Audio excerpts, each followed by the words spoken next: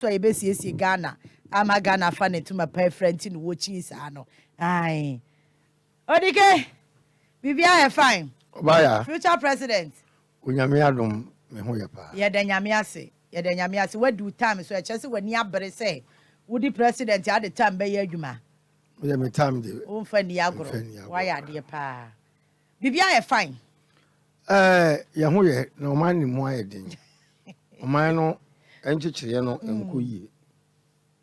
enkoye nyame ne yembo afo na my last caller no question no na me di kind dey amount o say we youth wa toba ha onim say youth ni ye wo future o say ye ni future o na omo ba kwa na omo ni ye di nkomo no bia nso nka bibi ma ye hu say ye wo future yo Obaya mamichia wetiefo mo a mutie anwumre unyame enhyira mo obi ame na fidie na omo obi ana na afi muntie nsempa eba aba adwumayefo ene ye moda ye ka adwumayefo anya aban mu die nko awo ankora bia enwuma a wo mafa nipa nipa ne ye adwuma eboa o man Ghana no ye da mo ase munyire mo ho wo mse mu ayedin de ne nso da so krachi na obusa question no yemfa ye no enhye edwumadie na ase eni da so ho ma Ghana emabunu okay obia ka kire mo se eni da so ni ho awoboa na eni da so no eti se wa ni pa na awoto no obeye self introspection okay obere wa bra bo mahunu se every 1992 ba mato aba MPP ni NDC but baby a o man ne ko no o mi enu nyina ba o de ahokere nto aso na eba and me blame NDC ni MPP too much. Do you know why? Debbie. The reason is very simple. Democrats na say practice no. And penufo na omuma ye 1992 constitution no. Definition and I say the true meaning of democracy no. Omontiase. Democracy is mass government. You can say mass government. Ye nyina ye ka bom aye o man no. But you choose partisan democracy. A competition of parties. It is our parties in you as a league. It is a Kotokone house. Na Kotokwana house ya winning. Yes, for our players in our Kobo Blaster, what be that? And no na ama na nakuford no my pom fee away so no. So our competition of political parties, you know, it is not good for Ghana. Yeah, the union government. Yeah, you can wabum. You selected the best. To say the blaster, selected the best. A kobo, a koja blaster, and Sana was a leadership, no, a but when you jam man of four, and I'm a Yukuna idea, I friend the partisanship, no. I don't know Ghana. You talk about my political party. No, the manifesto, the no fee say, any part 2 million. Why am I be Debbie? Miniaba. Yakasa country ne Ghana yasase share so. Baby yasase kudru no. Any friend country. Ghana ni na no. Within the borders of Ghana. Me patriotia say. Matthias Yeva. Any a Canada enipa wo mu no. It is Ghanaian nationals. Enipa wo man mu ne nation. Yeah. Ana administration no. The area Maganajan your friend state institutions in Yade. You're getting my politicians. It is your club my part of 4 money in no. But democracy now, a young mass government, you know. Yet you're not quite government by the few, for the few, and few benefit. Government for the few. Government by the few. Government by the few. For the few. For the few. And the few benefits. And the few benefits. I said, I'll switch now. Kitwa, Honoma. Kitwa, a Tidipana, what top notch, you know. Your trouble, a momo, a quabemuno. Omun a fellow mining no moon. Nanaku for the day 18. Your constitution, a ball and a macacano. A manacamani appointing 5,000 into position. It was a sunny power. Or no, any sago for Bayan and Adwa Pedi and Yagana Pedi. Etina nadu ni mse sa bambo na wo ntino de obeye bi obi antimi nya no hwe ana state institutions na akosom ya independent no constitution ama na do akoyi chief justice wasa promote judges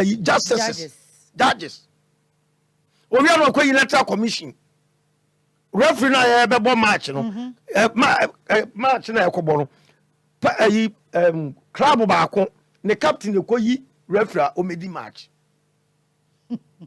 and na ya say match no ye di wadem emra ya be hyehyɛ de abu o man no e wose ke eye non partisan ye nyanyansafo ko parliament no ye de party na ekɔ e de free bibi parliamentary wave system who ko do parliament a nyansa o de free bae no wo gya to na wakoya o party adwuma ye free the block decision eti the parliamentarians our more parliament no omu nso ma adwena de adio they are being your friend duress we force omu amomu yade a against them their will against the constituents omu kro mu suma omu o no enyo maduma no mu koye wo dia no to nchen a ka parliament na your friend be oversight responsibility omu na ka ehwe se na kufu ado be yade etene but also no emra no your constitution no esama na nado kwa mani ko yi ministers 50% every parliament it will ko yuma no nyina ba ne nkrofo it is the president ko parliament say ko impeach na 50% they won't support it because na nado eniwa onu so nya minister it I you scratch my back as scratch your back it Ghana for mutiemi and that's what ho say mum ye nyina mo twi say yan ko next election wa bra yan referendum a ye be constitutional review Ghana yamani huru ya sika yira eni po amano force say nyama fa nyina ye constitution mo kwan krono ekosu nyinara obaya a constitutional because we are government who school my leadership you say power corrupts absolute power corrupts absolutely to me na dia ma executive arm of government abro sododo etu ko transfer unya ta ko nyanso ana ahomaso aba mu ahomaso kware na we fi wo fi se bibi kura kwaso eti Ghana democracy practice no normally democracy a process by the event and the to abanko ana Ghana for eti atenka bi say democracy wo e was senka democracy ye process but ye in Ghana ha no ye de na ye event and da obeti say practice democracy wo Ghana no na da ye koto aba ya salai we are moving my dear can democratic practices. Obiaka obwa. Na ya brofne de. Say sad system we no ache mu aye ekeka etiribom. Na omuso na mache say ya goodie. Because neo colonialism no. Sa na eye na dwuma. Eti abrofne sheda ana omuma chatuchi katanom epre efa sa this system. Sebe ya ebe draw your back. Na obaya yes, see your mind. I will a partner about power no or say yes, be the winner takes all. Minya form government, I mean, from why would me say be our Ghana Biano? We just anchor them. How can we develop this country with this divided front? It's a bushafo mutiemi. Abrante Gidio and one say, and that's all, and one say, and you have a say constitutional dibu mano, and your papa. Constitutional agreement constitution and what are the steps of the people. It when the constitution is wrongly promulgated muina so madwene it will be a comparing Ghana for adwene because and she share all man no enya papa Ghana ni kro ko do Germany in America na because amo di mra so pepepe because amra no ma adwene here adwuma ba constitution way amia nwini ye eti ya how pa o kai se le papa akoka sa wo function ase no ai organized labor Idi Amin kan sembi o say tienio Uganda for so be freedom of speech they want to free their mind no so Uganda for freedom of speech with the mama but freedom after speak I cannot guarantee. Papa we enye ne ya na Akufo-Addo be ha no. They will go after him. Opa, mark my word. Oh my, I tell you. Organized labor no. Politics abowuram. Politics abowuram. Etomuni abako shia party no anwan wo mu keka nsɛm a mpanimfo na wɔ soro hɔ no. Wo mu ni aba no ɛto kɛse. Eti na adwumayɛfo brɛ no. My sister. Labor force I work Ghana. They are doing very well. But because of Enshaya, a woman, a man, a man of 4, 2 me a brew 2 me so.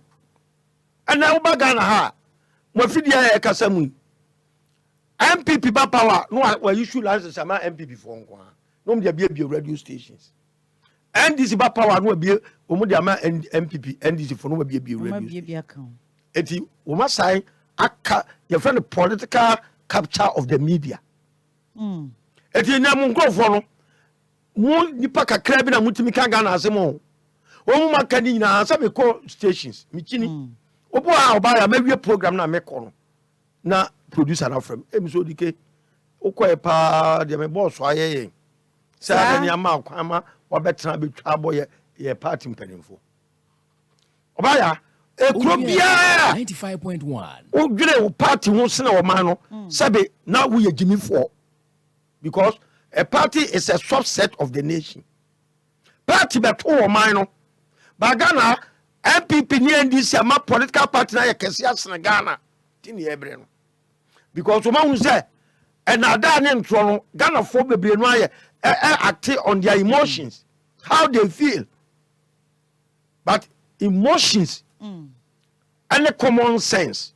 There's a big difference. 95.1. Obi biara beje party ata when you see twintwan bia no you are acting on your emotions because o party ni fail kra chinchina mijinam o party ni economic policies ama ye nyina ye sofa said the oka say ukodwoma ye ni NDC for tag o and the MPP no oba kwase bi sebe momfa me kasa anche me because ye ni abre obeje jam twintwan say na nado fail kra me support na nado hey Ghana for can go to hell.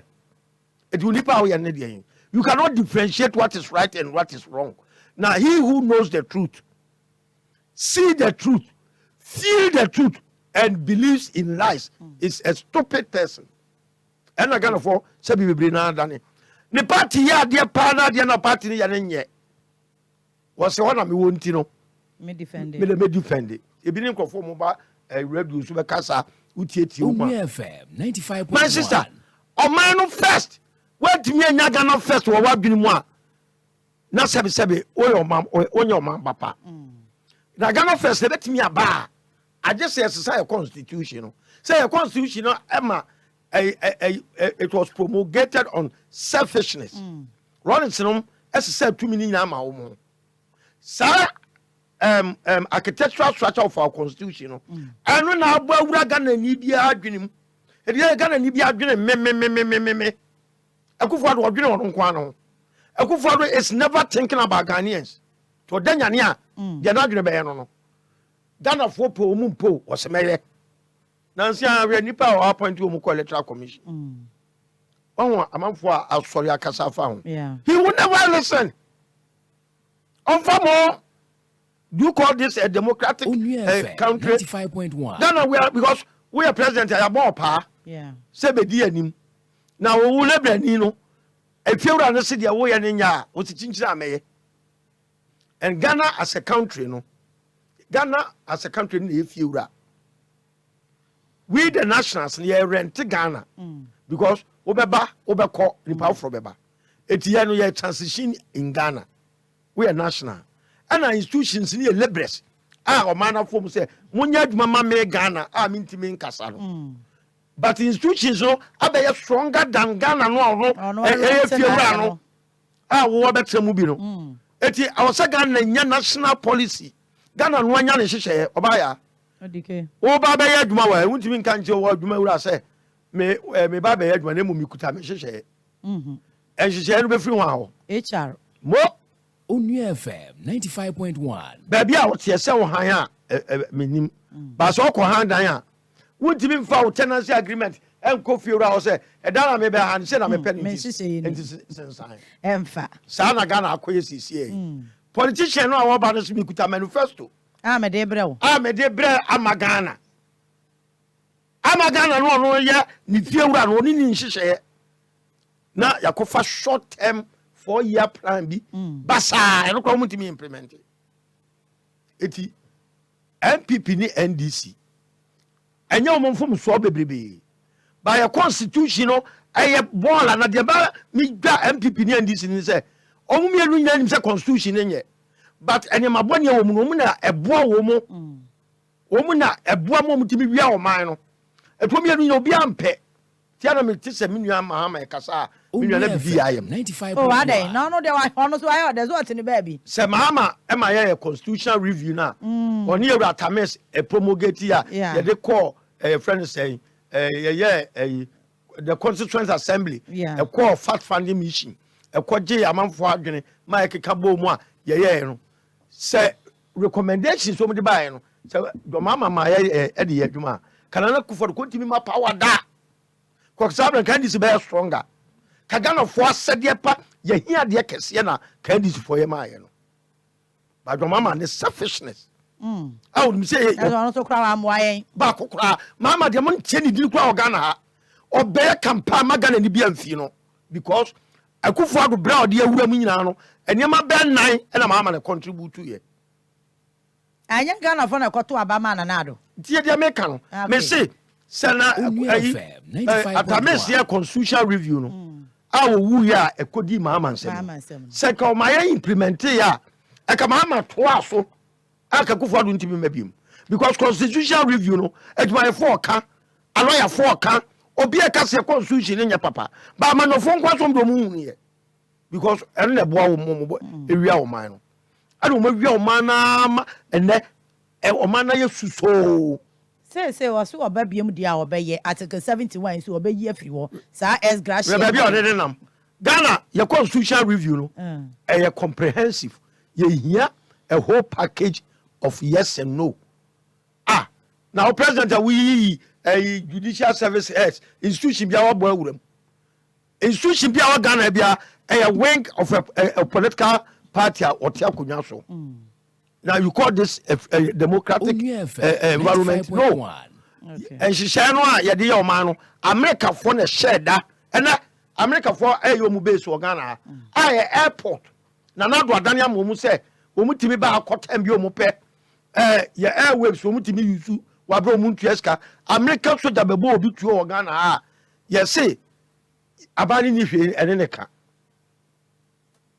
sanya ma wanya na do apre so ama abagana fo so tumi e boro so a ye de ma president na say ye de ma ye de tumi ni ma institutions na a president ni tumi ya ketekete a now, institution, BBT said national policy agenda. Yeah. The national think tanks, and I from say national planning commission. Say, your mom to me a mandate to say, more, you the core entrenched side of the constitution.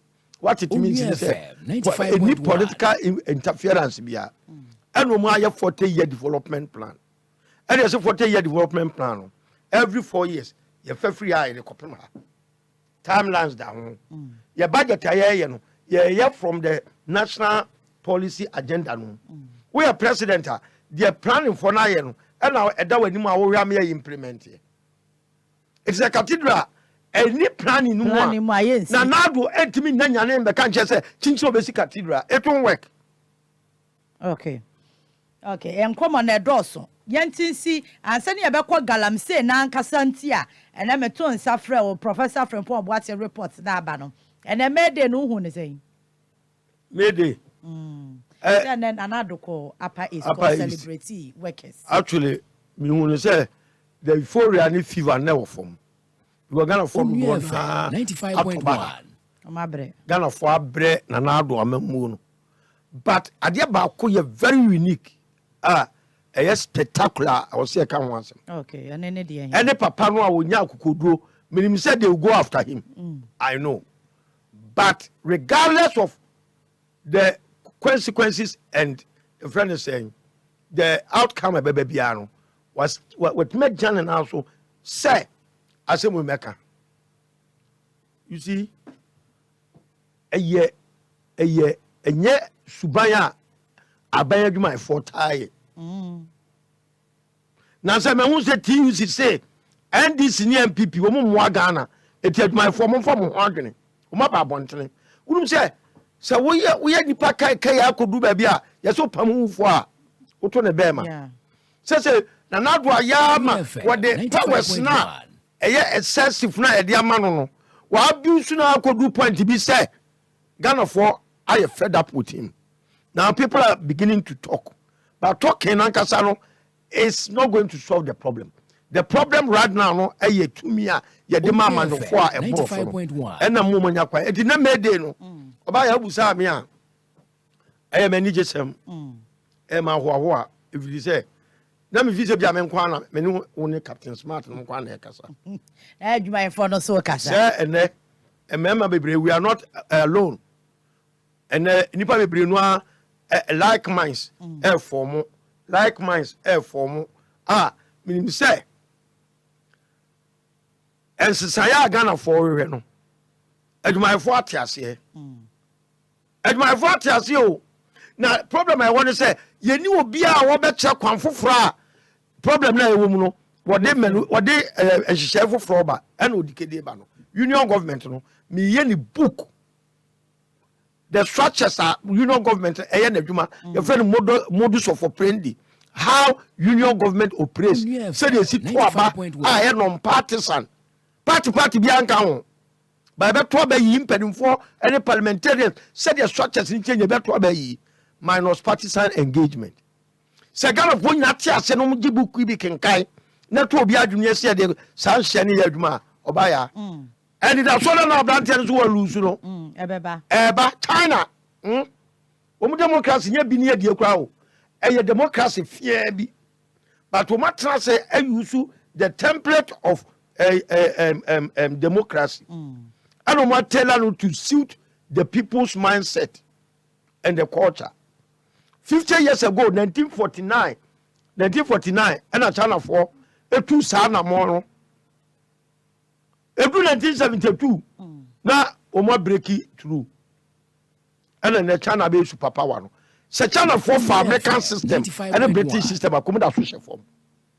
I'm telling you enkura ko mani na o ma America ne Britain sem ne go because o ma kra no Britain and America for kra no and she na sa do mo ko machi and almost say human rights my sister o ma bia de dikapa human obligation Ghana no a obepiem dia na o ya boa Ghana ene de Ghana be ya ma wo but dia we ya ma Ghana be anima be nyam it is human obligation and o ma bia so person ko anima o man ba wasede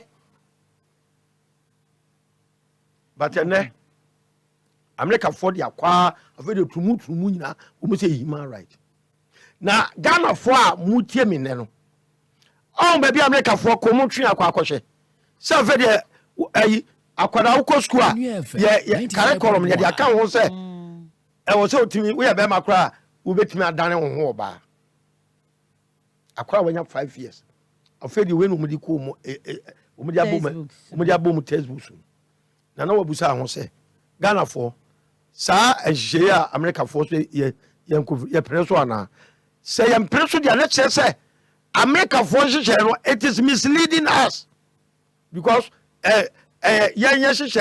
different obaya before say abrofo step their foot on the soil of Africa no na your administration ye na nanom ene ye de to sa administration no moma yenko yachi ni yenko fa ni yen rebrand no democracy a template o mabia ni silusi practice ko kata Saudi Arabia no mo America Dubai no nya won practice America dey bi but go to Dubai and see the kind of development e ko so na no kata e ko bo work up we mu democracy ni America dey number bia America dey no aya adwuma wi atwam ne bra twam said communism ba ko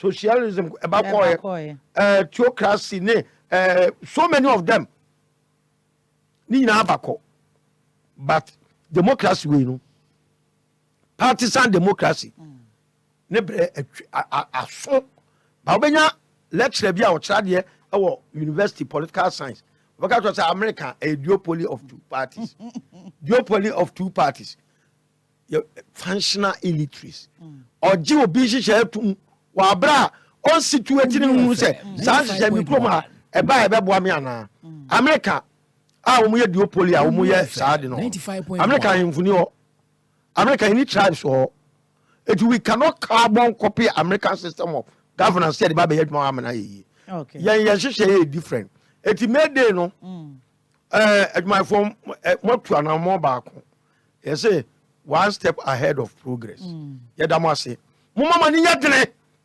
na mo nkenka Odike buku na ɔde ba ne bi na buku na ba na asa afi na ade ba ɛwɔ editing stage edu aya na samfoɔ no afi na ɔmo sam ahwehwɛ nneɛma bebree mu na ɛyɛ nika sɛm a ɛba so ɛbɛtɔ no fofofofofo sɛ bɛyɛ akora kora okɔ school bɛnya bi akan this is the New Testament for Africa and Ghana na Janet woni ya sɛ politician biara ba ofie so NDC MPP saa hyehyɛ we ya no ɔde manifesto akuta sɛ ɔde ba mompam no ɛnya de a yɛde adwuma bɛ yie ɛno na me yɛkɔ yɛkyi no democracy etu ohia ase democracy etu ohia ase democracy etu corruption ase democracy at the development awam sadam bi na eba democracy at the accountability or manis kasema at the obianim democracy nipa ni nyinaa akwanya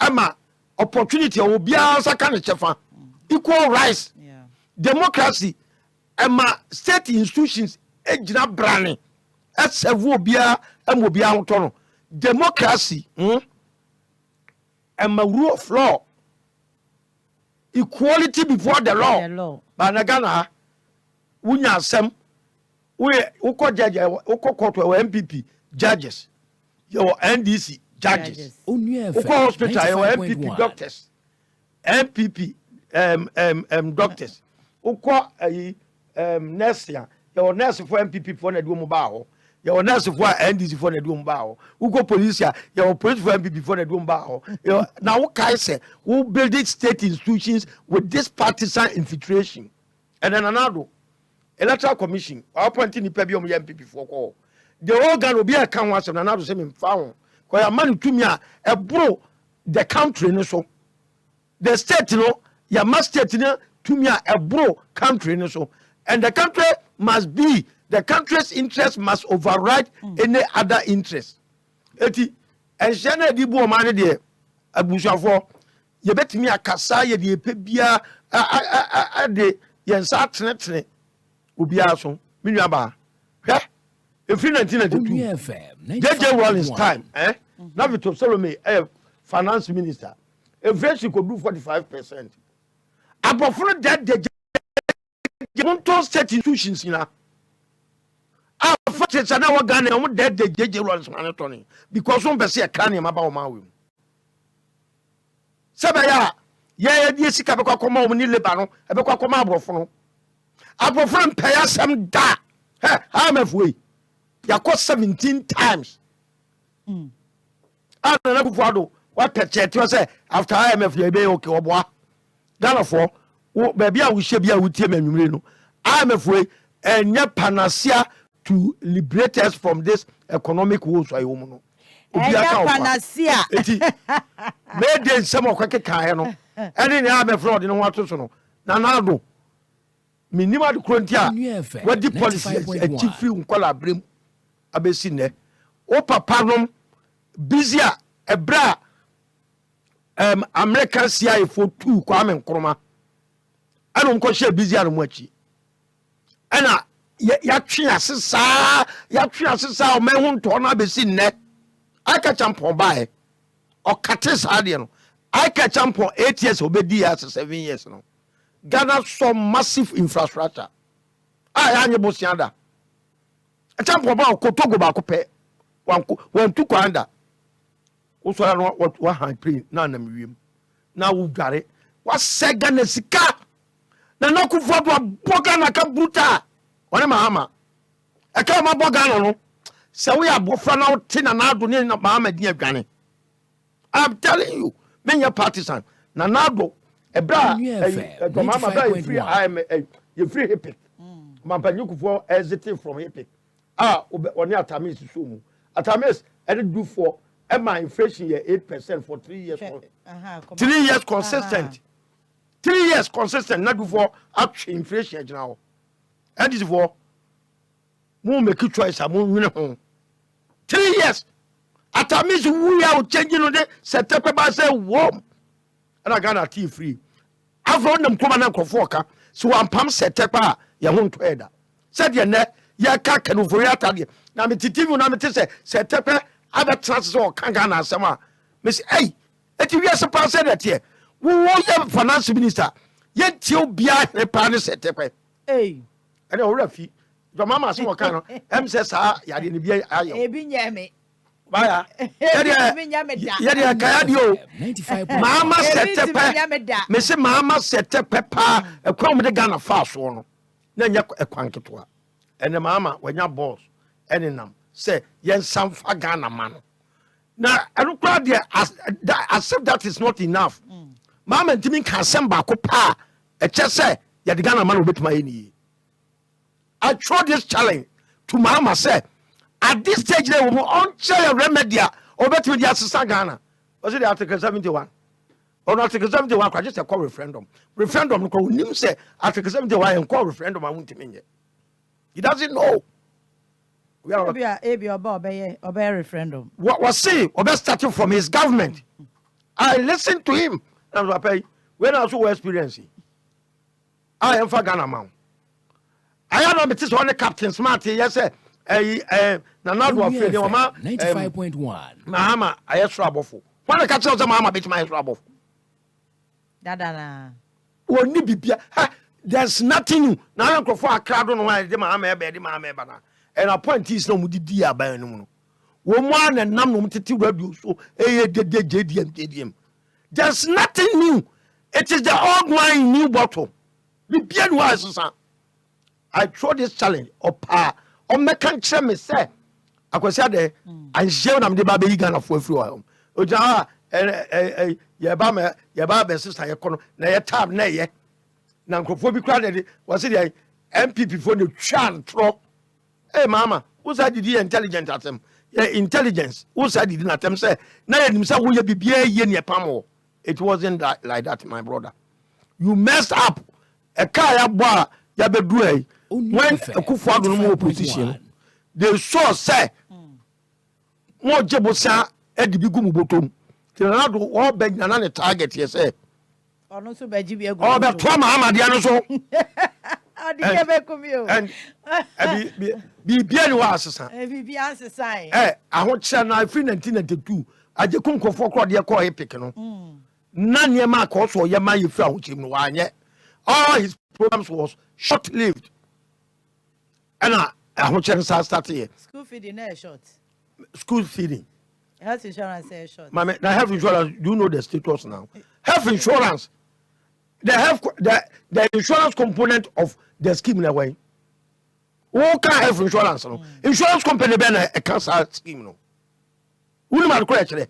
I just say sika come in and ko diamond for. Insure for pa. 95.1 health insurance. NHI level was. More sika a dog some pani na ko di amano for. Na scheme na bre because the insurance component of it no may ye free. Sebe ya obenya kwa awia musika enenya adwuma na no adwuma manu abetuna mu to say health insurance enenya adwuma because care be bia no akufo ado ne kanofuri ata wo ne kodi na wo de we ye o man a na wo manipa kakra bi for man no mu now when you your friend saying when you kill ekotroba ma MPP NDC today as a change na say one moment you have power of attorney to rule over you. Now, some power of attorney now with their man no. Oh, nya dia wo ka so onye uto. Obey the be favor on the bush for. But ni na ye say ehye na wo no entokro bebre wo 95.1 wo mu yusu e de apesika ase o man no makọ no ma atimu hwe yensuo nyina ase Article 275 will say the president must hold the environment in trust for the next generation. Look at Adia you see holding in trust. Just a whole hustle. A home massing bia. She the nanado under his watch. Yensuo ni acquire ni ensase. What you see with the ma maybe some question. Why the kind? Prof report na or the buyer no. And some woman na yo nwanwa. Enkophobia obobo mu din wa report ni mu say. Omo ka ho bi e na galamsey ne koso. Wutie report na wutimu say omu nyina wo Jubilee House. Ebi mu kura wu ti John say wa film ni din wom. Tama na oye Forestry Commission panyin no. Na otwitwa forest e man crofo de ye galamsey. Sanso e na abuginapo o say time a o ma panyin ka say wa ban issuance of new licenses no. Na on there wa tifri no ma licenses ekọ e man crofo ye galamsey. Gabi o kire da akodi o mo ye galamsey no yo mo client yo mo lawyer. Ti ne ya chi obi anu wa frɛ no mesere we me client nko ho ekwa wusi chese bebre wo se manhia ezin kwanta no for something MPB ono so ni di bepie mu se won de ode ne tumi ye kita ne se MP ye MPP ni ekwaje concession anu aton ama nkrofo 100,000 tutumi so ono so wo yi bi pa ama 2020 kura ne constituency etu ni fra konya so edi na agbabobọ ne dọọso kwaku ba akum nyina di wom na ye onwanwa Dabi anyame nwanwa. Adentia. Yedi anyame nwanwa no se. Omo nyina omo di ba ni obi ade anya onwanwa. Dabi. Kwaku ba ko de anya onwanwa. Obi ade me ma kan time and again. Say galamsey na nado ni mu bi. Tie. Ebra me de me nsa kyerɛ me nhia so sɛ. Nananom. No na akɔ kan ye de asɛm. Me ba ya me say tim ne. Because asɛm no me nyame ma ye kan say nyame vindicate me asam no kopa achewa na me nyai no ase wato aso me mpa achewo wonya kopa achewo da bi na se wo obi ameka me bonya ma ye nche me makopa achewo enipa na nipa police pro be chokra they have to tell you say wo wenti ne ba be chewo si ase wa cassette e otumfo e wo de be ho e de na mka etia wo say mu hold Ashanti region in trust say de nananom me mi krom hene edu ba bia na e ko de ntrawo 95.1 ayi ya kan say nkom hye ba ni say ade so ohene ba ko ade titigi a kyerema eduma kaskase ne e ma etutu amna ade ni ginam e kata no so ama no be ka ne mene ama pompon so a ye de ko kon no concussion no obi adu a eso no e na wo nsa bo mana de ayo mo maso oja wa wi ai for wo sese no when they can see a trying more require my sentiment now, bet yes. Oja ama a sentiment would not for cool. No mutimia qua gens are singing sure. Umo for the enchilment. Mobile Amazon Mupis cantem. It is an animal in a more seno. Name Santini ba me this year. Number come on walking. I will men come on to muda. I don't know that time. 95.1 After this. American ambassador said up by Kumasi about Tumfo or no Tumfo Din Commando Catch and say, look, Your Majesty, there's a big hand over Galamsey issue. Opa Google never. American ambassador Obano. Nana Kufarum there. Now from Port Boating. Now protect say omo be galamsey no kra ye forest cover no mo monko ho ana ayi wo hwe the you can say topography no mining areas ni nyina no omo azo no ahu ba bia gold no e wo ba bia ye rich ni de ye eti forest cover no omo indicate say wona gold no 95.1 eti what they do ni say politicians wonim do mo ye ono eye papers ni na e o concession no a no wa ja to blank eti China ni na China for so enye omunye national sentino no wa pega ni na wa ton concession ama no ebi so okra won ton na wo de Ghana ni bi na hye ono minister no ana MPP no fa ni di ni hye sana Ghana ha omoye eti wo be kwa ye nkratem no se na profa kwam e ka se enko nkratem na ndi ni ba bia it's a big lie wo mo ye papers ni na wi no ma ja ne blank no ma probi a o mu di ndi be hye wo no no hye kire ko so no fa na ni mo nko and the government lands and the government buildings so every Dore chu betimi ama Odike na ama ne galamsey site ba ko na yi me free so e say de ono na ne nkom aba fa galamsey site to ne what they do ne say galamsey no no man say a surface mining small scale mining but under small scale mining e won hye no so we form agudie no kra wi so sakata asase no so now duanua e wo so eto mom so mkuta permit ne license no mo ompra no se di ka chi wo mu because mo violate mra no why na we be site a wakata asase so aduanua ya no be ka se galamsey no mo ma etumi ne ko after ye mo se small scale mining community mining ye legal mining ye no kwampapa so it's a lie e kwampapa no ka we wi aka wo duanua 95.1 who reclaim land no now was our revegetate when I be because and penfor she show machi and crofo am ko meto mo nyom na wom dia o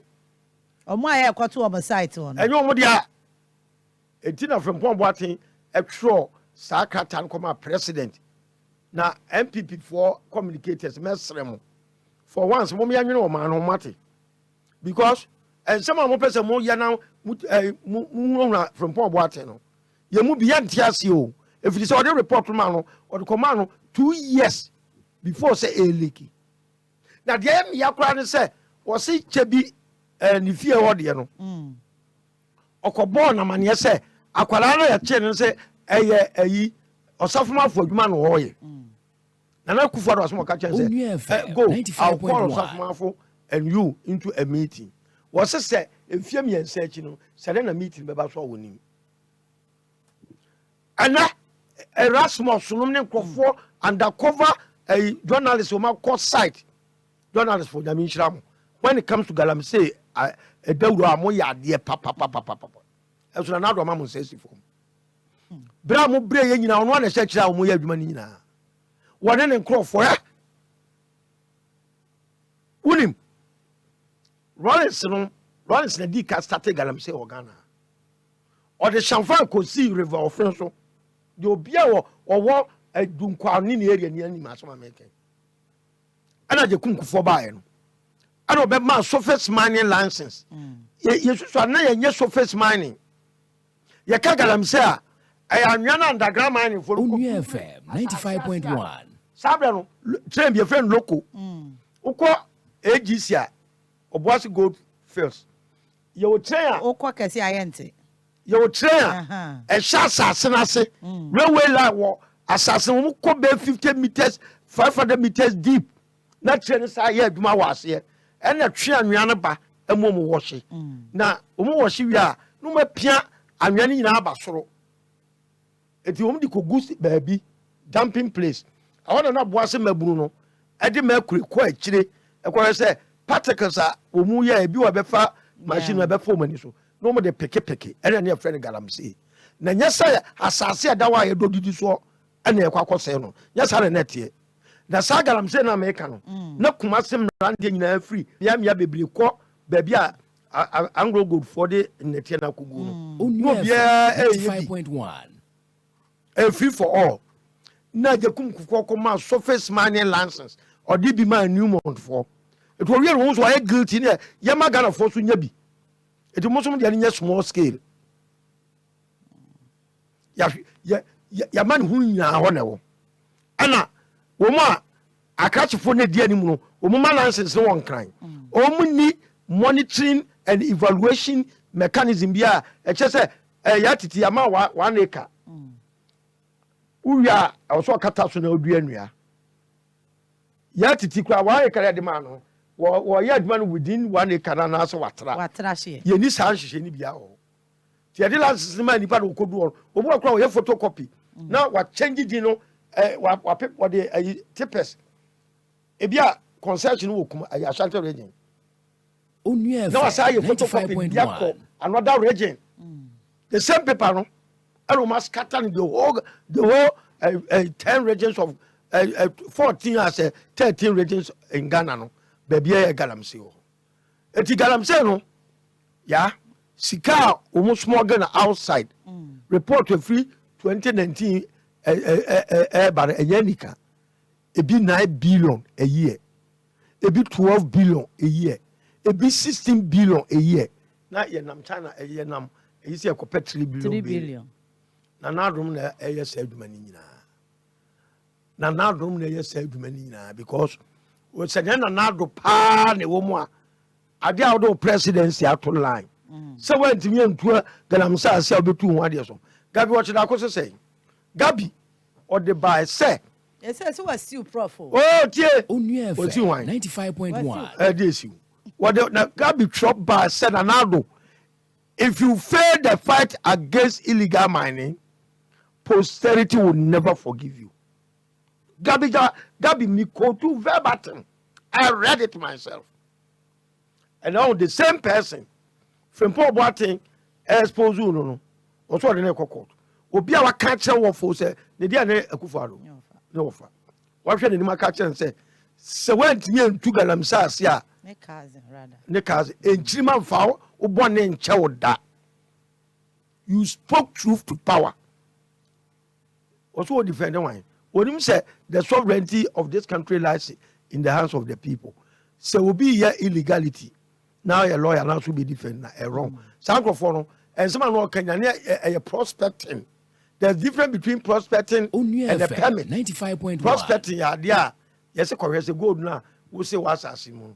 Could you baby me say we are convinced. Say a you are. And no your mouth license to mine.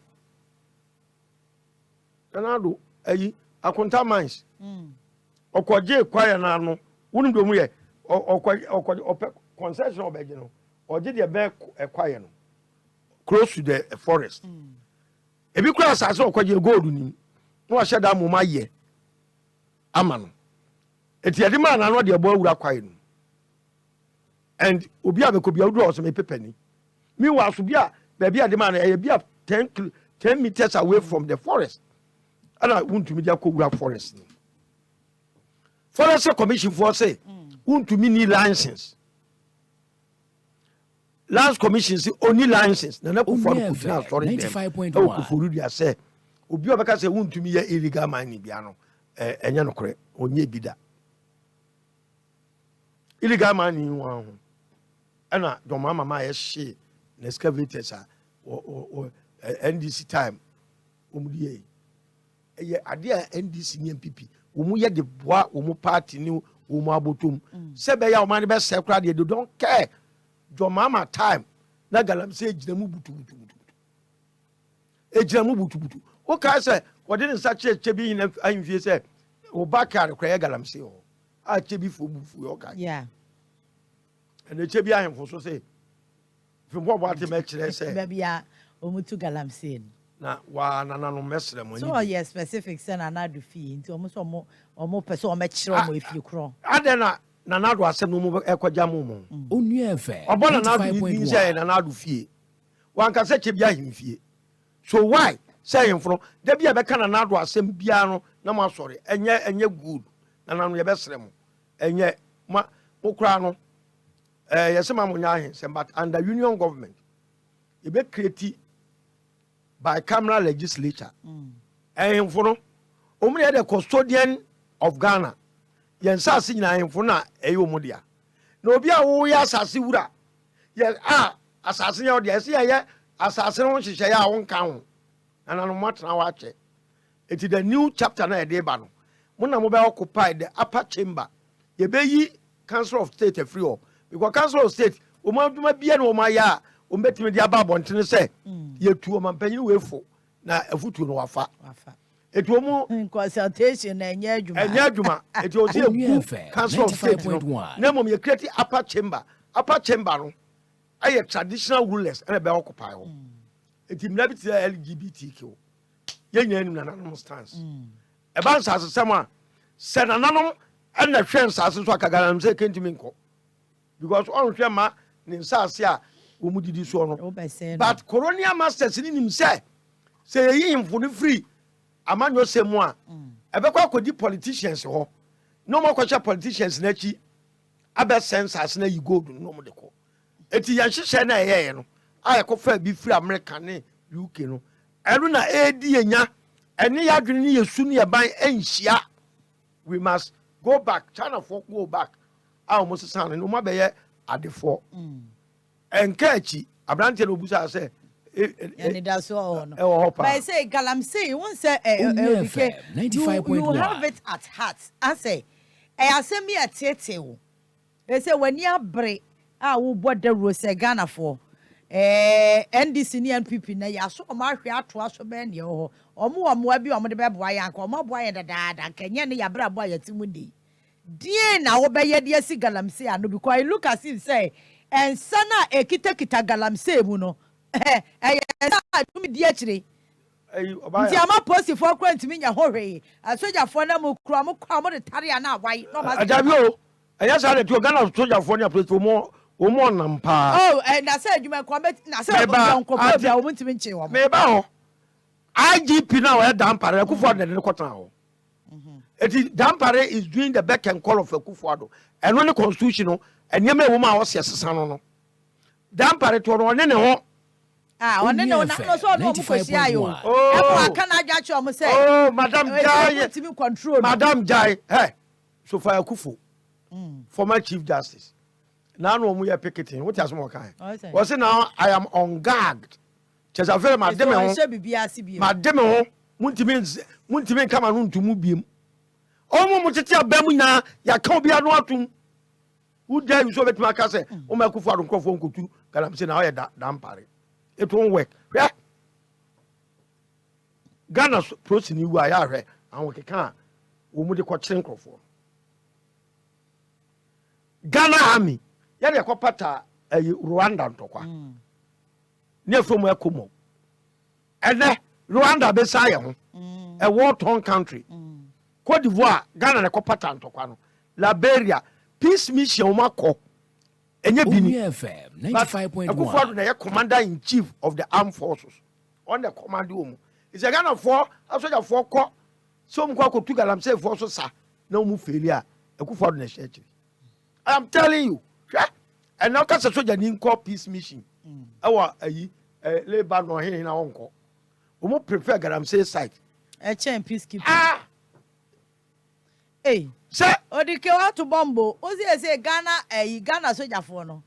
Omo pe peacekeeping ko omo pe Galamsey. And I'm not manti say one kasa kasa. Ozi omo ye den. Omo ni je Galamsey site on say we call outside peacekeeping. Den ti eska o. And some go Galamsey for mobile. And so share their mom no. Ana Galamsey for sunya ko bo mo ba ho mafie kwa. Galamsey for unya ko e dia Akufo-Addo betum futogu ani se. Asoja for Galamsey for ye dem 95.1. Emu bia no ama resource. And so that so tewo. Obi a ode na konwa ato chacha. Chacha na di no. And so that so tewo.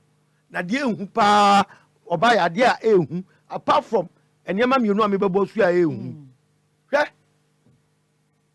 cyanide ne mercury no mo de huru gold no e de cancer manipa e de deformities e man kwada a ye wu mu say e bo wura ba yirem kokom bibia timi bo wuram na ene se ukọ sa areas na wotinkran wo ba ya na obi edi ba yire free manso adubia brew wakoto ndwom kwa unim ba bi e free bankani ya akọ no se wakodwom akoto na contaminated wotinkran ha 95.1 be kwa kodi be no nya cancer kidney problem and they go to the hospitals na kore cardiac diseases and kidney infections are ekoso ni na politicians What are not to China?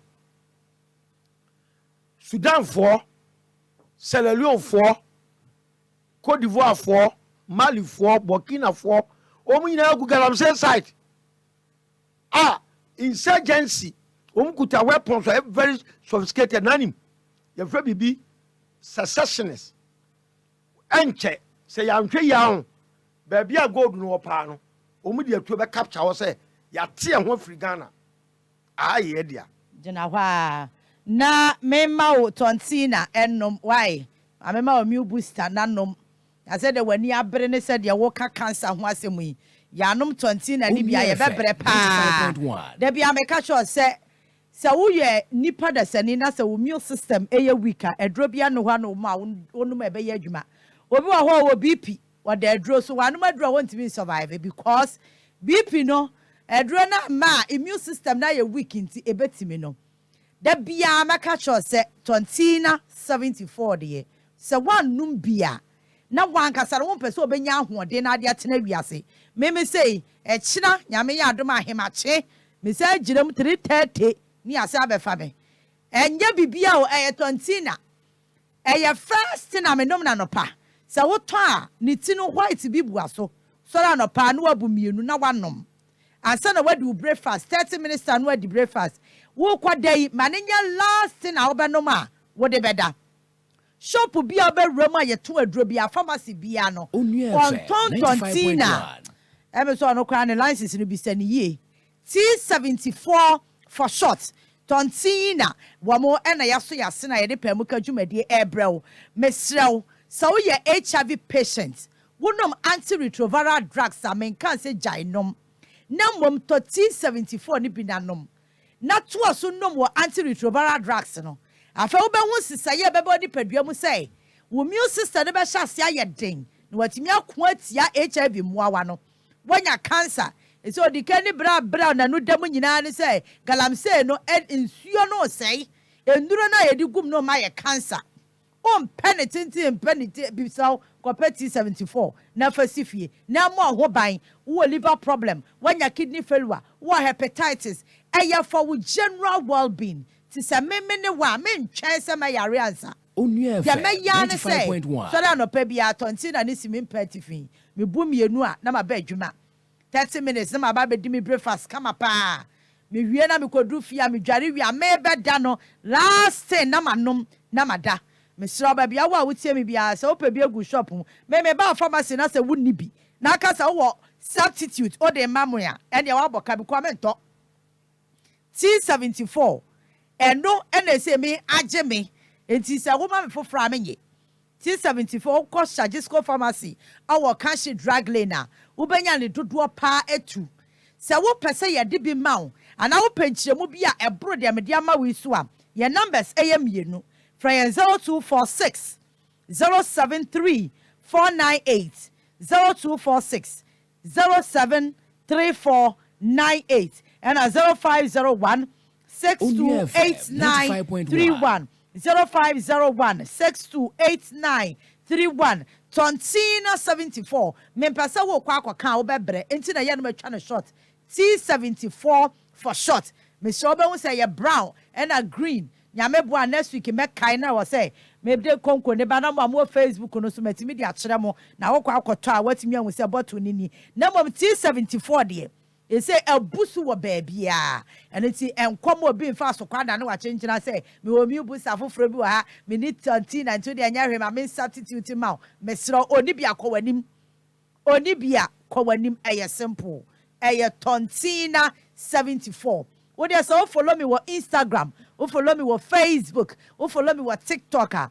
Tina de me do amu won kra to us into am numbers no ba bia wo benya na wafa no wafre wonya che mu bia brother bia ma wo a wo de tontina panyimfo kasa wo mo e de be ma wo me say eye for general well-being and chen yare ansa tontina and chen yare ansa to si fie na nkoda ne nom panyimfo so ye nom ni atimi anya ahoden akoyedwuma so already asetena no emu ayeden say yare so san be kan ye to wono ma ene na ye koya na ase ye bae etu odike hwa na me ba bia wuduru ye no and say no so come mining areas na bon say school drop out Adoso nkora no ko by there omunya sika nti omuko so anwa no wo site wa nti ama dodo na agya omunko school omunko ena West Africa ashawo for men nyina kogo yes very endemic busa doctors ena mesra wo mama ka cha yi doctor won fa 20 na ni bi nko ho ai say the Odike carry the ade na ehu o eti mi so wusu wutie mi a 20 na dem say the bi kwa galam say site wo ukọ sa area so ashawo for ma umo the whole West Africa kogo Nigeria Ivory Coast no me afei China for ma a ma cross ye ma na ugo no bebre so adwane agya wo mo na ka omo ne nkwala no Ghanaian Chinese breed no emu guo bebrebe omo ne gese ne wo sa ena like I was saying member omu free Burkina war-torn countries omu be go mkura tuo any sophisticated weapons omu de say adwuma no na eho pa ne baby a emo ma we Chancellor Ntokwa a course was Onua FM 95.1 na diamonds and a man Sierra Leone etwitwa nipa nsane atrocities e ko bebrebe no Sudan and Ntokwa e course nyina oil e wo ni ntia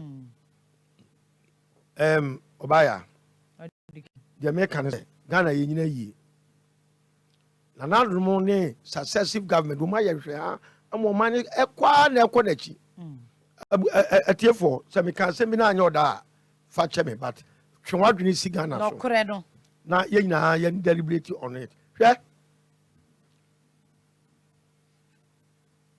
surface mining it has caused more harm to this country than good am why surface mining no it has caused more harm than good to Ghana than good I was say parliament Onua FM 95.1 LGBT asem ne yeka ho LGBTQ no eye ade a ma chekra wo ho ba yem fe no nto I was say mo ye legislation a be ban this surface mining for now near declare all these areas emergency zones because anyama air cost so ho no ba bia wutie bia repercussions no ba bi be ba wo so mesre mo amutie me ne se wunya sika wo mu se na edo be ko wiase ba bia mo waye yi a dwene Ghana ho na do so pe pa se na ni abre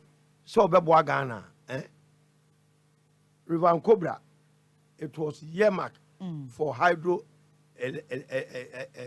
electricity Onua FM 95.1 pra and all of them and the nyina say there yakora ne say amase say farming activities e fra manfo adwenem ko these areas adwane board ne kra cha akra ade be ne yo man ade na gold ne be ye nananom tam na gold ne shefo mo but they didn't have the technology and the gold waited. If I were to be the president, this gold can wait. If you are not anka bi friend of boss anka wo. Gold no na ma anka ye de. And the side money na fro. Ye koko. Aje kum kufo de kodu na almost 1 million metric. 1 million tons. Says about 680. And Ananado. 680 no. Ye di bi sia wo wa. Syndicated. Onua FM 95.1 only 13,000 metric tons or whatever. Jaka nyina abofra fadada. Yaji hu sika de awie. Yaji hu sika de awie. Says can ne ba and I'm to say cocoa board penny. Was it your mama omulusu ye no? Omo withdraw $420 million every cocoa board account. Edu Makano City Online and Ghana Web. Omla bontini ye. No me cheche Ghana fumu. Say and the cocoa board a kai da hono enye kaketwa. And from 2017 that ebesi ne matna akonya so abesi na se mo be kofio se mo ye den. Afa mo be kasa nse mo ya kire. Minuaba, a car, a dagan. FM 95.1. And you been 3 billion, some of in an Akufado, so a penny trouble being a Jaco Fientina, the Niabre IMF no one. Contractors. Aya, Quayama buying. Young Quaisicano, about 3 billion a walker. And also, as I said, I need that so. Tiame, me sing road construction, Quano, a canal do the contractors cano, about 3 billion. It's the balance of payment no cry can once. And to me, may foot said your papa can or made in as a and say with 3 billion in Kusiaga. COVID by you over $3.3 billion. Why is kind of basa? Because they did to me a boot to me so mamma. Now, because it's kind of say all the state institutions. Now, you got for the you die, you're going to pay. Say, all the institutions are appointed in Nipa Kugo. What do you expect? All the institutions in this country, in our books, you see, when we are independent, they are autonomous. But in practice, a political heads, political appointees, and then managing state institutions. Obia, yet or the open Vienna Kono, or never managing state institutions. Hey, Omaban Yatachan, Yatom Manama, I'm on for. Yatoma political parties. Omoba domo pe no moye because a constitution now we are not to say the say asma okay e constitution it wa ya na ide. Na ade wo constitution na di enya. Constitution is a living document. It grows FM 95.1. Emre konne yesesem ti so wa wo ba. O nyini na wo sesa ne su ne ban ne ntade nyina na wo change no. It is a constitution here. The constitution and yes static. And TSM person me get to be straight. Union movement. Union government. Sorry. Union government. Mobota ya edikan. And it's a constitution no na ama yebre. It's the first thing I was here as a constitution. And yeah, constitutional review. Yes, sir. Yes, sir. What can I was some constitution? Just said the soldier near be cool. Now I go to actually by the end there. More yeah referendum. Why the high and every. Okay. To say Bible. Apam dadano. E hu ni asem aka pamfo for na ama. Ama. But apam dadano ya nto hu Bible. Eti ya hwe ba bia. Diga na nyane ya why 95.1. Near the apamfo for na betare no. Na fi yesi kwampa no. Because we believe it's a fundamental human rights. Okay, once I press here, you mama here. Aha. Aye. Human rights and other conform to international standard, you know. You free my ye because you can say the right to live. About we, nyame na ball, one kwano, idea nyame na dia chewo. It is our right to live. Obi to my sister constitution can say me my own live. You are right to own property. You are right to move around. What you say? Any ceremony now, any we are sitting in IPE. It's the remaining. Okay. Now a system of governance. That is the state administration. You know. And one trouble. No. 95.1. Eti yana gana fo nyina muntie me. NDC ni MPP amutie me. And na de mesra mumye nyanya baako. Na sa constitution we run is krebe wuo no. Run is what the Bible be wuo say. Constitution o say asesem. Run is what to na mutu ansa no wu. Ba kufo adom nyom adwene da wo de di abrako. O ba ba sesa o say MMDCs. Winim. Do mama ne kufo adom ndo mu ye. O mu de constitution abobra hu say ntokura de dam ntina do mama ni abre peso sa ba biem no. O mo say ntokura bebre de dam a obenya transfer for man, you take the whole nation to a ransom. Eti, the mama accompany be kitty. Ah, the verses I know.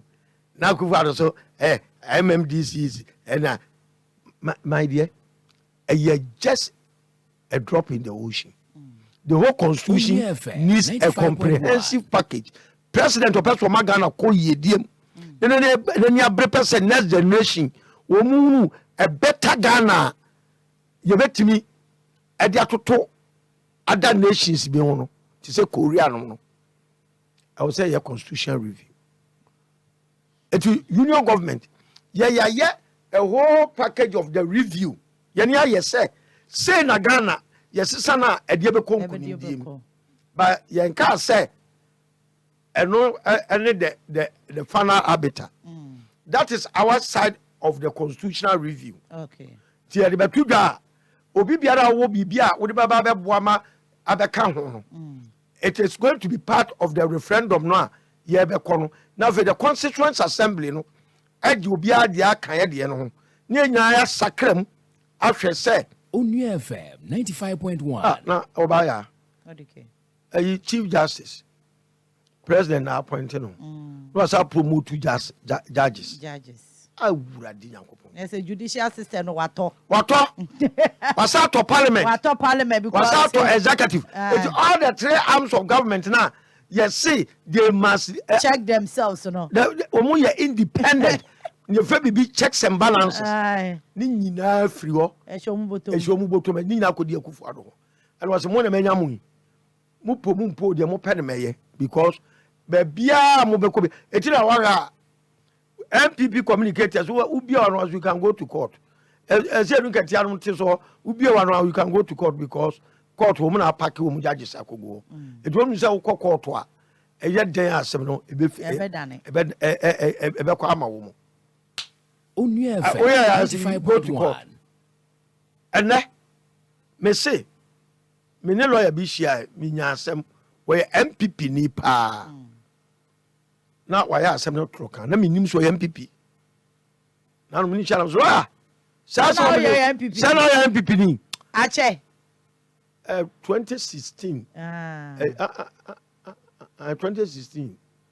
Charlotte say esenkrofo bi de me court me ma fale awi a o ma o came no. Enti me ko kra na court ansa. Me di asem ko ma lawyer say lawyer ni ku fo adoma yo ma dwene say o mu ame nko election ni bi. Na lawyer na musa kudi 20,000 and I'm tuama that time. I asked him not troka. I asked him not troka. I've been a team and na time na ye de ko be ko to di on. By 2020 the year ye kwe wabua wo ho. Onua FM 95.1. Meba obaya. Odike. 2024 the osem ye bia meye. Okay. Na me kra ehye nyame nsem. Akufo ona micromanage Mensa.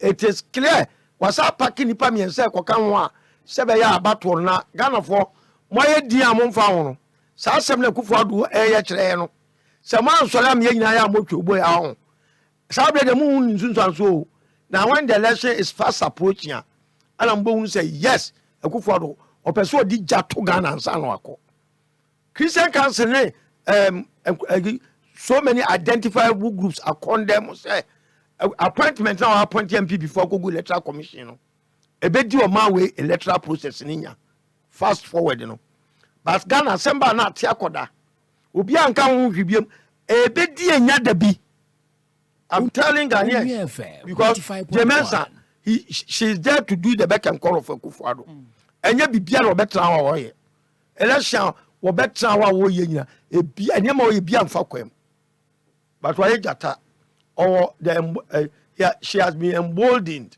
by the president. It says the institutions in Asano everybody is emboldened. She or she is emboldened by the president. Look at the Osla Usuya Dema Oye. Shanyama Osla Usuye. Now Obi a miss and no be fault.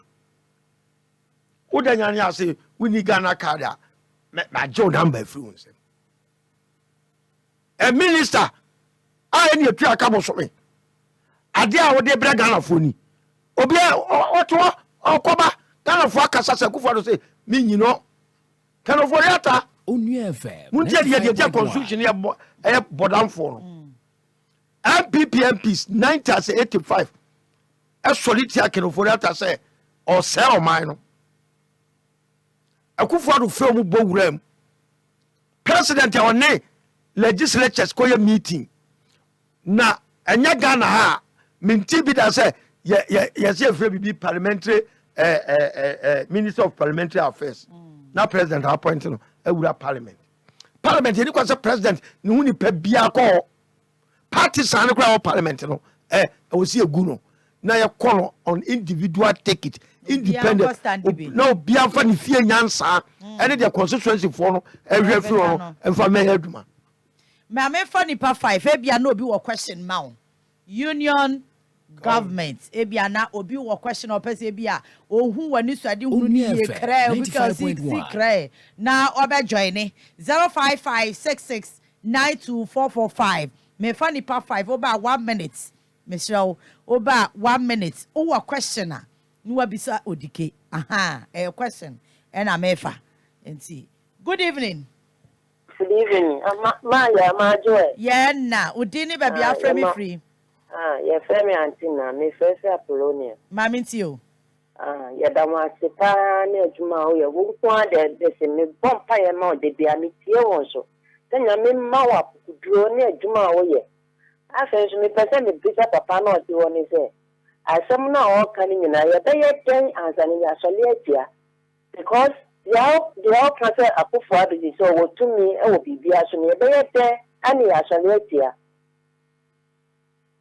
What's in the question? I teach you to na yamboa no wi no answer e de amaye me da se papa enti onso betimi afre na wo question anu wa bisa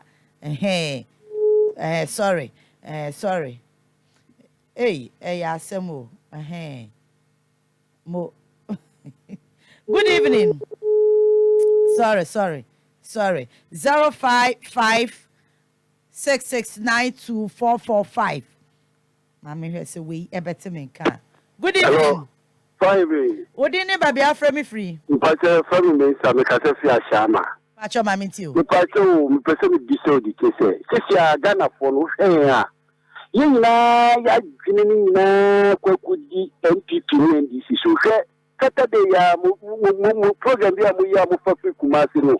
Papa ni bisa kwabre ni se kwabre fo mu kwan yo. Oso ya kwan na ye kwan obisem pipi no same pipi for sisi abato mu kwan oso ye kwan de ye ensio no so ye ensio de na ma time na say dada iti me hu se adwene na wo ye mu nti Odike se ni na mo kenya ye perfect mba me hu ni se Ghana fo na nkasa na ye ti o mo ni adwene ye nti bi sesen ka bia ngombatumi omotumi akeka mu wa bom se bia CPP chabu sum no mbaki kamu na bom na mai omofo ni po ba ku bia because esana uhwemu a sanko fu meni we na be dia so sao because adina nya no papa no bi se kwabre mo koyo so aye itutu se omo program ya gbe no itutu se so mo keka mu bom na mo so mbefo mo party ba ku bi na fantastic sanko fu meni ni yo mu fo wa me da se me so me da se papa aka nipa 3 na chese ne nti e question who question ma Odika and I said said the way wa be kire na adwen kama pa but e say question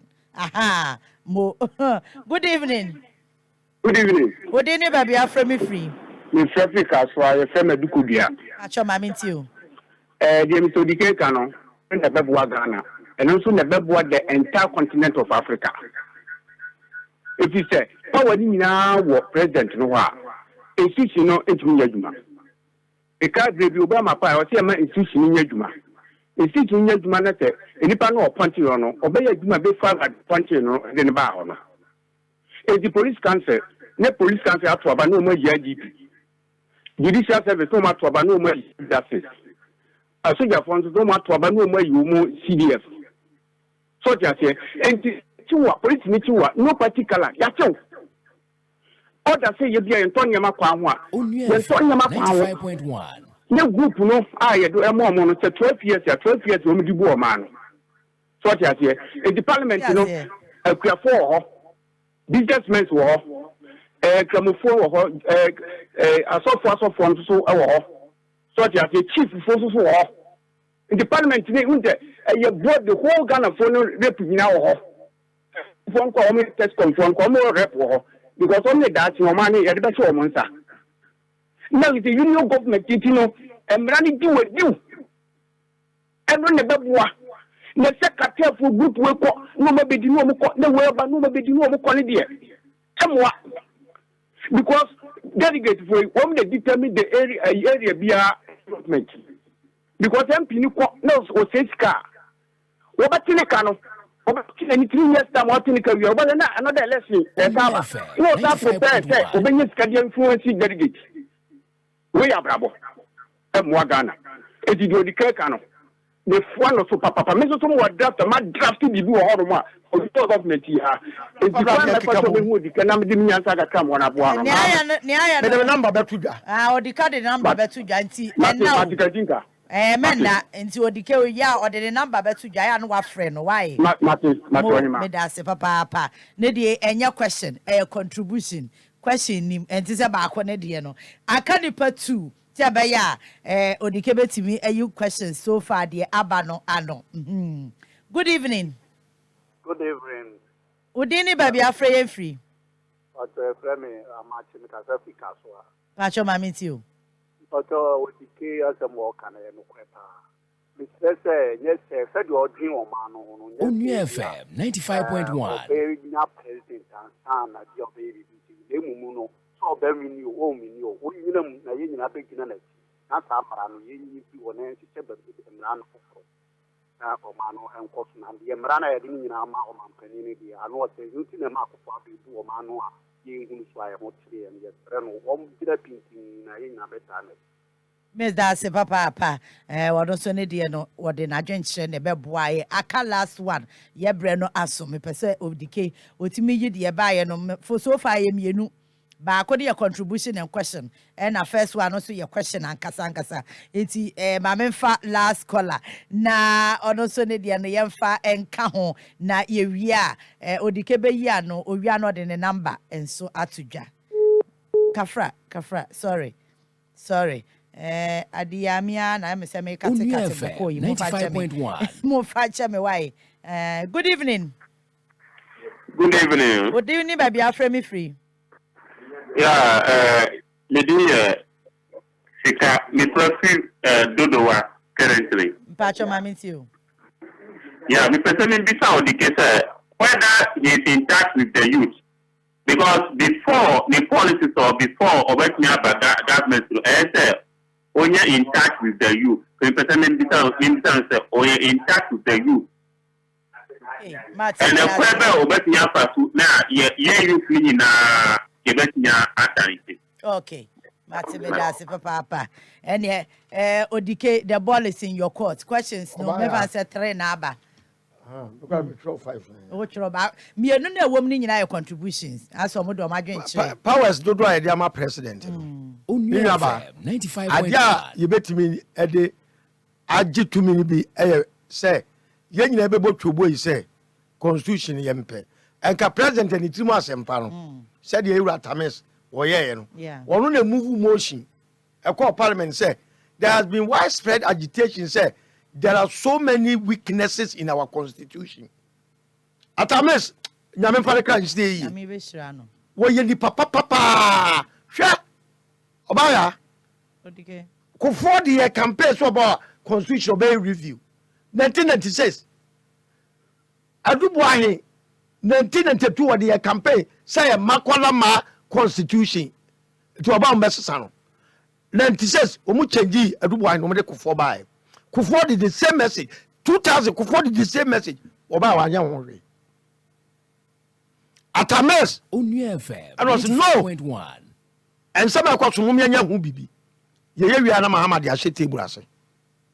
And at the same Muhammad no about the catch say oba be constitution hu bibi. On tias ye and some no cry the constitution nya no. Muhammad doesn't have a clue. Etimi nuaba adia bet masasa constitution a referendum ye be bodde de pa wo Ghana ye divine be kukonkurase ame UK phobia breme projectors se me kasa ye nko yini nkurase ye mfa nko hinterlands no bia nte ensemnase ye be say NCC ifu adwuma no okay eti ye guso enche say buku ne atwen say edita no obewie na fe ye be print over 10,000 copies. Christian Council ni akomom bia 30. Pentecostal, Roman, universities, judicial service, parliament, all the identifiable groups, media there, they are no one at TNT. We have any you mo dia apple. na ya makwa mo bia kenkan there be people's assembly Ghana be call for na bia enfo bam say enfo ba amanyo semu they are going to read and support it now fe entiase ne ba ne nya ya gitwi say without referendum no elections sa shin ye dey ba without referendum no elections because yakotoba na MPP wenia adada na no sade abetrem NDC wenia dada na no sade ya we want to see new Ghana etimini aba kwa fa so sisa constitution no ya give powers if free president wono I just say you call referendum okay Onua na me nyaba ko say ya keke ho union government enkaboma ba ni din kwa aka ya boma wie dada na union government no say that here oba president we question answer number 1 question no president under union government four ministries spend or appointing pako ministry of friends what do we call it finance ministry foreign ministry interior and a friend say defense there can be institutional representation Ghana here only 19 cabinet ministers akufo assessor 126 Ghana here 19 the president here we move for there can have ministry chief director or automatic cabinet minister it wa union government they beto aba now ye chief director no ye promote be minister do wona na akufo wona wo the experience about enipa apomudene ono we technocrat we ko school we there ye to ba wi na ya kana hye ni akofo political appointee abetna ministry of health woni mo hwe no to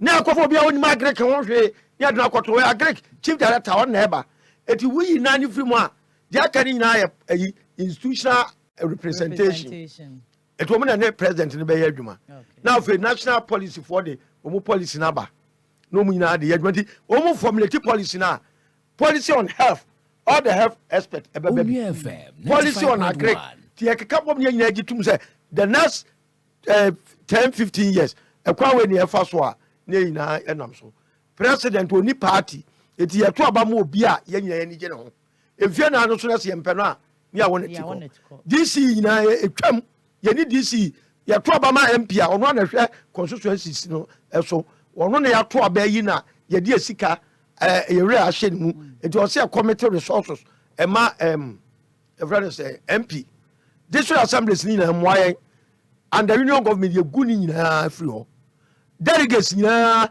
adwuma beba wie ye ni delegates ewo union government team ye fe bibi public friends vetting commission obeso ya MP a ona do nkrata abeko ukoro mu hwem na se ye to so aba na ya ni age no ma akama bom se mu ya tena ye dia ma electoral commission no ya notice of pool ye to aba wo ya MP eti delegate odie yo bibia ni ya sa rubbish ni na free ho na obi akwa giska obi gi fridge no obi agi fridge ni atam bosoma ko si parliament na ti ani anema di enyandi ehunu abrofo se no mu nyama ade bia ekutia wo mu no wo mu ba wo machi no masesa no na de mistakes e ba no ma correct ya de mistake na ti free ana obi aba no an ye to aso no afi falaso aneka ho na ya bow number no my time na ma wi be 11 minutes account me da say Odike number is 0242 0242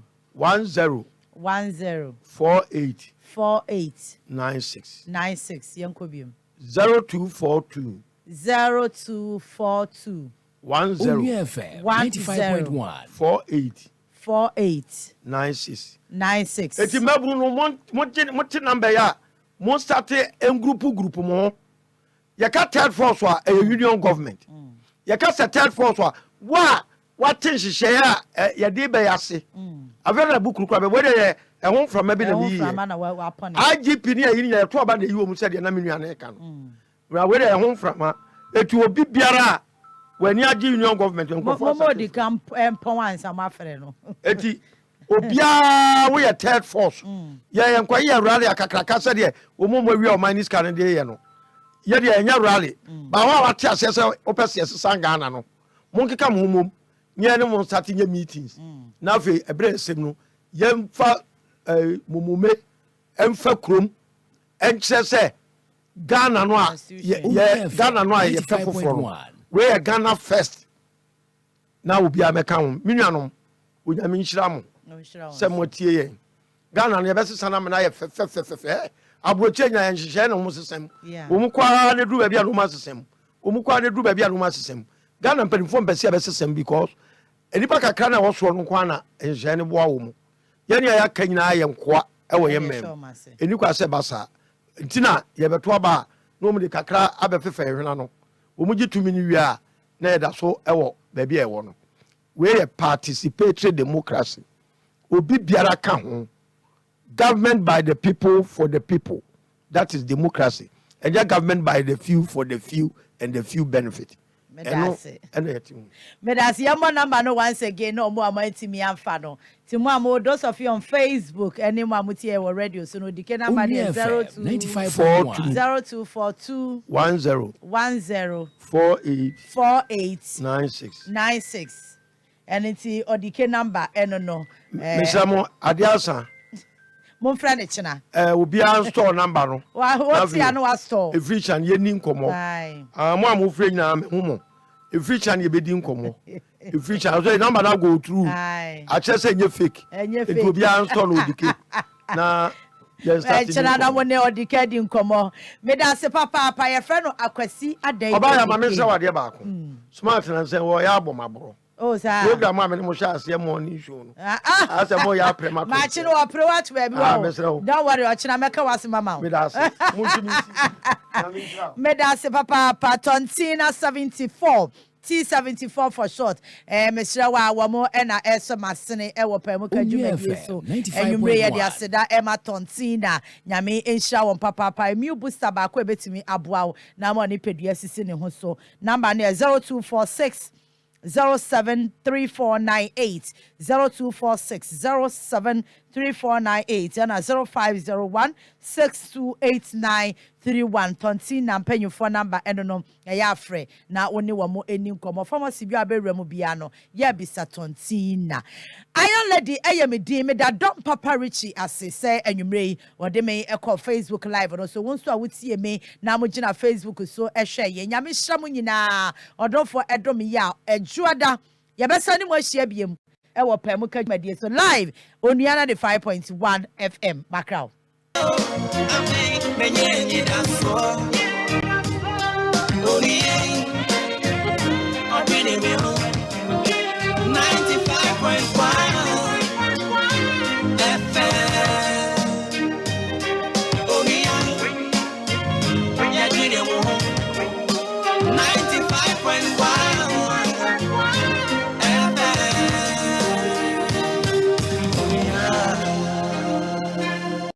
FM 95.1 FM.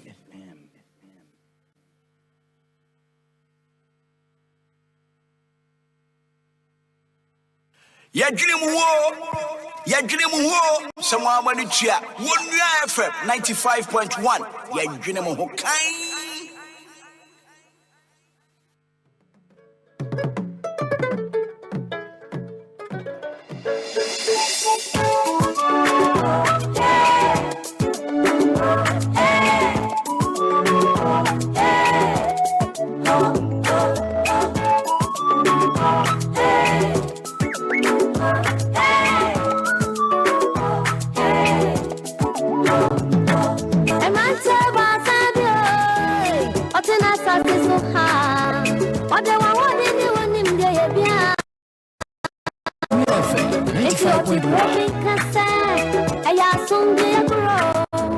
Nasa udru kronu mua Wao nyina tuecha Eti mrate ya wajisa Wabagwa kwa yuja krono Eti wako penyi bia What in a grown watching?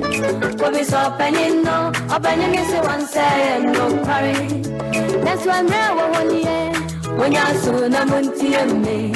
Or be a better and take up and you would drop your knee. Not that gonna continue as I would do when I saw men at the one. What would you have to swap? We are no way, yo. Now, when you're so done at the so every time been for video. It's just 17. It's just 17.